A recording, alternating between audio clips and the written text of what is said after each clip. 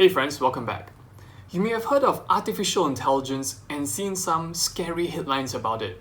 Smart robots are coming, and experts are sounding the alarm that they might rise up and take over the world, or at least replace most human jobs over the next decade. Our book today, The Master Algorithm, is about the 5 different ways these machines learn and how these different methods might be harmonized into a single master algorithm. Our 5 superstar ideas today will cover each of these machine learning algorithms. Before we jump in, there are 2 good reasons why you should care about machine learning. The first is so you can ride the AI wave. With smart robots about to flood our jobs market, knowing what they can do will enable you to harness their power like a dam, or at least move yourself away from the splash zone so your career won't get hit. The second reason is that knowing how machines learn will help you to make smarter decisions by giving you more options to solve problems and demystifying how we know what we know.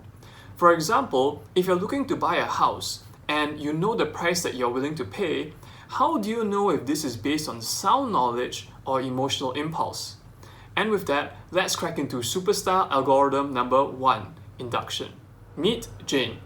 As you can probably tell with her stethoscope and caring demeanor, Jane is a doctor.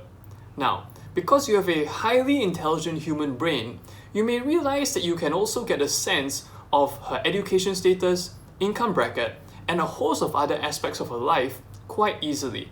If you think about it, being able to derive so much knowledge about Jane just from this one fact is pretty amazing. We can do this because we keep a store of general knowledge that we learn over time. For example, we combine our general knowledge that all doctors are university educated with specific knowledge that Jane is a doctor to deduce the conclusion that Jane must be university educated. So how did we learn all this general knowledge in the first place? We do this through a process called induction, also known as inverse deduction in the book. Induction is the application of logic backwards, using a conclusion and a specific premise to form a general premise.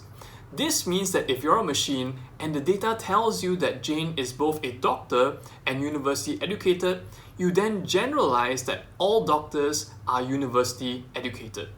This inductive approach of generalizing sounds risky because if we give our machine a corgi photo, we don't want it generalizing that all dogs are brown and white or that all dogs are extremely cute. Or do we? Anyway, we can normally get around this problem by providing our machine learner with big amounts of data so that exceptional cases can surface. Machines actually do better than us humans in this regard, both in their ability to process large amounts of data and update their beliefs accordingly. So we see that machines can learn by induction, using logic to induce general knowledge from given data. They then use this knowledge to form predictions just as humans do.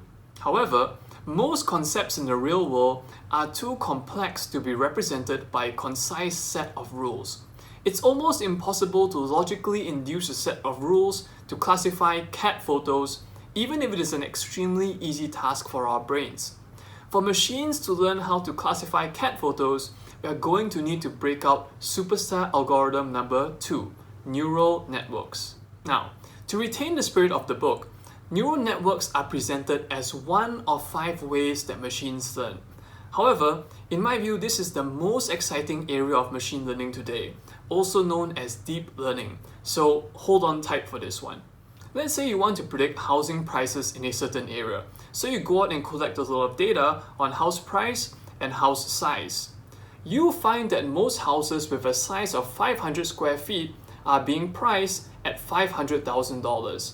And most houses with a size of 600 square feet are being priced at $600,000. The same pattern seems to emerge for houses with 800 square feet being priced at $800,000 and 900 square feet being priced at $900,000. If you now come across a house with 700 square feet, what would you predict the price to be? You probably got $700,000.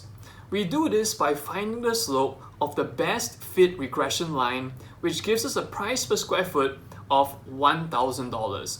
We then apply this slope to 700 square feet to arrive at $700,000. Notice here that the slope is knowledge. This is the reason why we always want to know the price per square foot whenever we are buying a house. We can think of this regression as a single neuron where we have the input of housing size, which is activated with a slope to output the housing price. Once again, the slope is knowledge, which transforms data into predictions. Believe it or not, from this single neuron, we are only 2 steps away from a deep neural network. The first step is multiple inputs. This is intuitive enough. If you want to predict housing prices, size is important, but so are other factors such as number of bathrooms, district code, or wealth. Here, we solve for the slope of each input, which represents knowledge of how a change in each factor causes a change in house price. The second step is hidden layers, where the inputs first predict hidden units, which then predict the output. We can represent this by putting a layer of neurons between the input and the output layer. And with this, we have a deep neural network. For an intuition behind what's going on in this middle layer, you can think of it as a network learning higher level features from the data inputs, such as predicting family size from size and number of bedrooms, walkability from district code, and school quality from district code and wealth. These higher level features then serve as inputs to predict our output. However, in truth, the machine is free to learn any pattern within the data, and because this knowledge is not easily observable or understood, it is thus called the hidden layer. Now that we know what neural networks are, there is just one last piece of the puzzle. How does the machine learn? Or more specifically, since knowledge is the slope of how input affects output, how does the machine figure out the right slope? The technical terms for these are gradient descent and backprop, and I'll put a bit more information on these in the description below. The intuition for this is that the learner might start with a slope of 0, which implies that house size has no effect on house price. Clearly, this forms a line which doesn't predict housing prices well at all. If we increase the slope, we do a bit better, but we're still very off. So we increase the slope again and again until we arrive at the right slope and hence the right knowledge. Now, you may look at this neural network and ask, hey, if you can add 1 hidden layer, then how about 2? Or maybe have 5 nodes in the hidden layer instead of 3. Learning the best neural network structure leads us to the next superstar algorithm, evolutionary fitness. For this algorithm, you only need to remember 2 words, caviar learning. And I mean caviar as in the actual fish eggs. Fish lay thousands of eggs, and only a fraction of the fittest survive until adulthood. Similarly, you can compete a multitude of different neural network structures against one another and then select those which perform the best. Here, gene pool composition is knowledge and is learned through selection for evolutionary fitness. This is a different kind of knowledge from what we're used to and is not stored in the minds of single individuals. Let's say that you're a finch learning how to get food. You may learn cognitively to use a twig to dig for worms, as in the case of the woodpecker finch. On the other hand, your entire population may learn genetically that larger beaks are better to crack nuts for food, as in the case of the large ground finch. Larger beaks provide more evolutionary fitness, and natural selection for this drives genetic learning. As a quick side note, when we talk about evolutionary fitness, we tend to only think about adaptive fitness, which is about battle. But evolution also picks a whole different set of winners based on aesthetic fitness, which is about seduction, as with the case of the golden finch. I made a video about this entirely different engine of natural selection, and I'll provide a link in the description down below on that, so do check that out. Applied to our lives, caviar learning presents trial and error as an alternative to analytical learning, and can help you to overcome analysis paralysis. We often spend so much effort trying to figure out how to succeed, even before taking the first step, that we forget that we can learn along the way. Even the fish have figured out that mistakes are sometimes the cheapest way to get it right. Quick pause. Hey everyone, thanks for watching and I hope you're enjoying it so far, especially the bit about neural networks. As a practical step, please help to train the YouTube algorithm by giving this video a like. I put in a lot of effort to convert a heavy book into a fun 10-minute video, so I think that it's fair to ask for a blue like button. Thanks again, and let's move on to the next one. Superstar algorithm number 4, Bayes' theorem. Let's say that your best friend has just started going out with this guy called Chad. She's asked you to look out for red flags over drinks. As you arrive to the bar, you decide to give your friend the benefit of the doubt and estimate a 50% probability that this guy is bad news. Over the next hour, a few things happen. First, he's late, and that's strike 1, so your bad news meter has risen from 50% to 60%.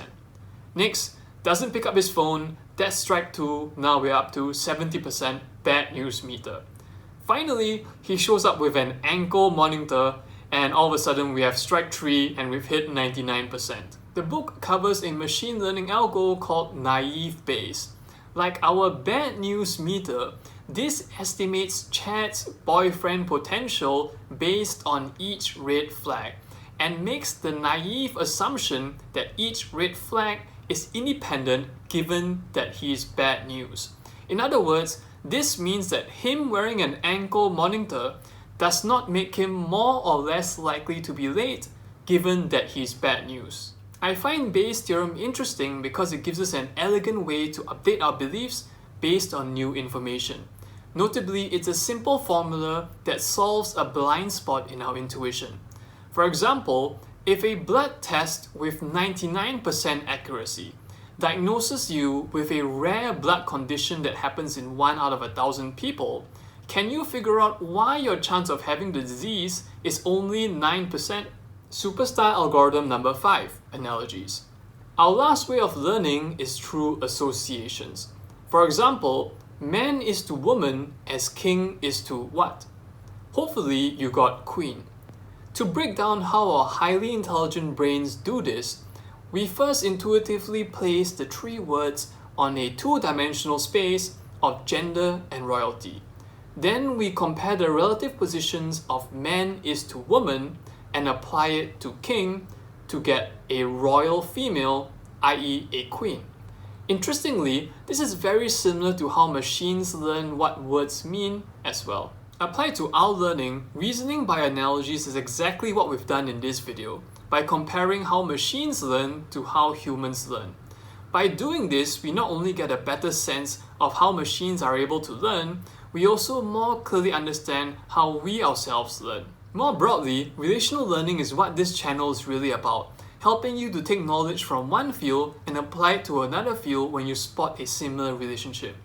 In my view, this is one of the most powerful ways to innovate and has led to many human breakthroughs such as the application of psychology to economics, birthing, behavioral economics.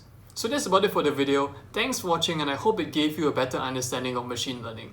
If you enjoyed it, please remember to hit the like button and subscribe. My goal is to bring to you a constellation of the best ideas so you can create your own by connecting the dots. Thanks for watching once again and I'll see you in the next one.